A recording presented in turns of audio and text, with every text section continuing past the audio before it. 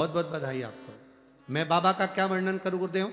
मेरे दो बेटे हैं, दोनों की कोई नौकरी नहीं थी। लोग हंसते थे मेरे ऊपर, मैं जब शंकर को जल चढ़ाती थी।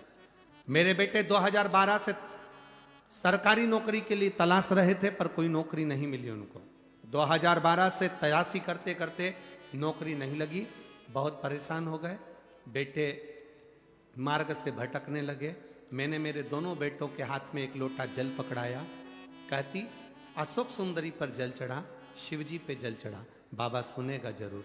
मेरे बाबा ने क्या गुणगान करूं गुरुदेव। मालेगांव की शिव महापुराण कथा सुनने के लिए पहुंची। मैं दादा बाबू भूसे जी को धन्यवाद दूंगी जिनने कथा करवाई, और वहां हमने कथा सुनकर उस भूमि को नमन करा और बाबा से प्रार्थना करी कि बाबा मेरे दोनों बेटों का अगर कहीं जॉब लग गया तो मैं कथा श्रवण करने के लिए पंडाल में जरूर बैठूंगी। गुरुदेव मेरा बेटा एक 29 साल का, एक 27 साल का होते जा रहा, नौकरी लग नहीं रही। मैं कथा में बैठकर, जो कथा में बैठे हुए लोग थे उनको पानी भर भर कर बोतल में देने लगी। बाबा से प्रार्थना करती, बाबा मेरे दोनों बेटों की नौकरी लगाना। मैं बाबा को यहाँ धन्यवाद देने के लिए आई हूँ। मेरा एक बेटा अग्निशमन दल में नौकरी कर रहा है, दूसरा बेटा मुंबई पुलिस में उसकी नौकरी लग गई है। मैं बाबा को नमन करने के लिए, शिव तत्व है। बैठिए बहन, दोनों हाथ हिला दो एक बार, हर हर महादेव। बैठिए। शिव तत्व इसी को कहता है।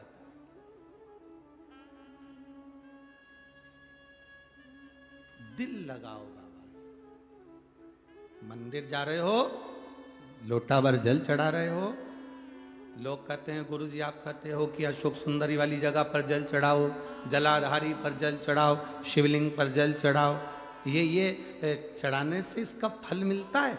हम कहते चढ़ा कर देखिए।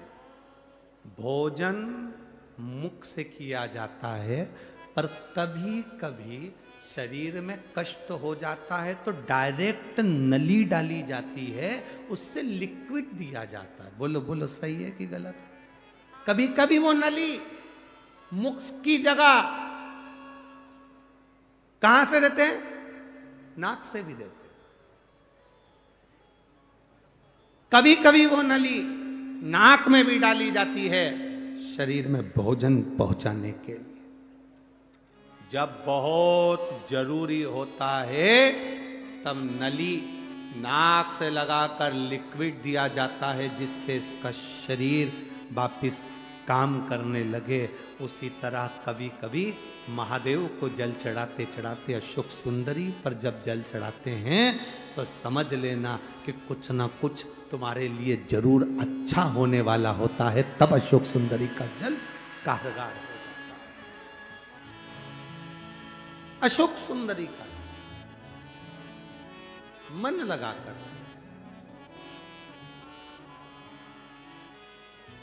दिल लगाओ।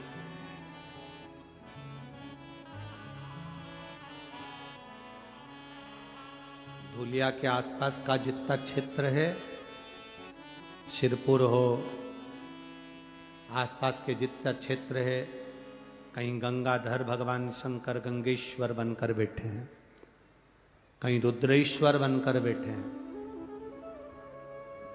धूलिया के आसपास के क्षेत्र में जहां भ्रमण करोगे वहां कहीं ना कहीं एकांत में तुम्हें शिव जरूर मिलेंगे।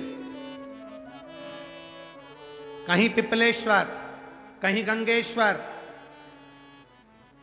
कहीं हाटकेश्वर के रूप में बाबा बैठा हो। भक्तों के कल्याण। लक्ष्मी जी का मन नहीं लगाता, घोड़े पर उनका ध्यान चले गया। अश्व पर, अश्वमेध यज्ञ का अश्व एक क्षण के लिए बैकुंठ जाता है। अशोक सुंदरी पर चढ़ाया गया जल, जब शिव जी पे चढ़ाते चढ़ाते जल को अशोक सुंदरी पर चढ़ा देते हैं तो वो जल पितरों के पास जरूर जाता है। जैसे अपने कोई कामना करते हैं, अपना कोई काम नहीं हो रहा, कोई प्रॉपर्टी अटक गई, कोई कार्य अटक गया, कोई पैसा अटक गया, कोई लक्ष्मी अटक गई, तो अपन 5 जगह पर जल चढ़ाना चालू कर देते हैं। कितनी जगह पर जल चढ़ाते हैं? 5 जगह। जब अपना कोई पैसा अटक जाता है, कोई कार्य अटक जाता है, कोई फाइल अटक जाती है, कोई काम नहीं होता, तो 5 जगह पर जल चढ़ाना प्रारंभ कर देते। पहला,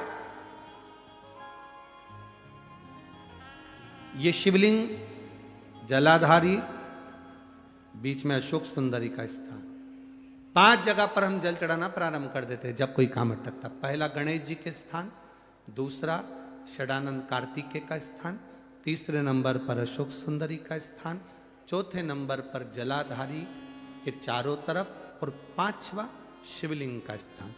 जब हम यहाँ से जल चढ़ाना चालू करते हैं, फिर जल को यहाँ चढ़ाते हैं, फिर मध्य चढ़ाते हैं, फिर जलाधारी पर चढ़ाते हैं, उसके बाद शिवलिंग पर हम जल चढ़ाते हैं, और धीरे धीरे जल चढ़ाकर अपनी जब कामना कहते हैं, कितना भी कहीं पर भी पैसा अगर अटका होता है, 3-4 महीना अगर लगातार रोज जल चढ़ा है, तो बाबा रास्ता खोज ही देता है, वो आता ही।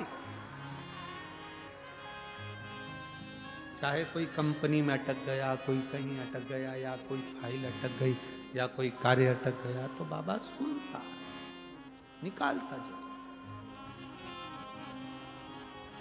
बस आपका विश्वास दृढ़ होना चाहिए, आपका भरोसा दृढ़ होना चाहिए।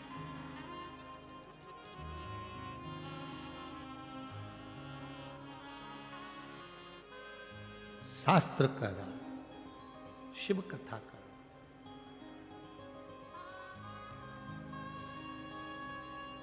लक्ष्मी जी का ध्यान अश्व पर, घोड़े पर लक्ष्मी का ध्यान। कभी कभी ध्यान भटक जाता है,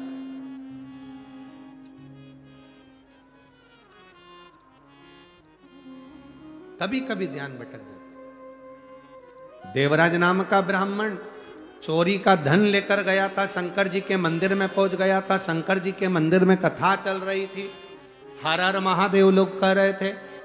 देवराज का मन नहीं लगा, उसका मन केवल चोरी के सामान पर था, और शरीर में जो ताप पड़ रहा था, शरीर में जो बुखार आ रहा था, ताप बढ़ रहा था, उस पर उसका ध्यान। शरीर में कष्ट बढ़ता है, कष्ट बढ़ता है, तो व्यक्ति की भूख समाप्त हो जाती है। शरीर में जब बुखार बढ़ा, ताप बढ़ा, तो भूख समाप्त हो जाती है, भोजन समाप्त हो जाता है। और जब हमारे घर में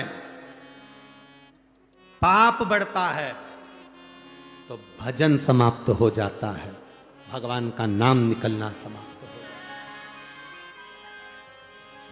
तुम्हारे घर में जब बहुएं भगवान को दिया ना लगाए, अगरबत्ती ना लगाए, सेवा ना करे, भगवान का भजन ना करे, घर के बच्चे, घर के बेटे बेटी, पोता पोती, पंती नाती जब भगवान को भजना बंद कर दें, संपदा बढ़ रही है, धन बढ़ रहा है, फैशन बढ़ रहा है, सब कुछ बढ़ा, पर भगवान का भजन कम हो गया, तो समझ लेना कि धन तो बढ़ा पर पाप ज्यादा हो गया, इसलिए भजन छूट गया।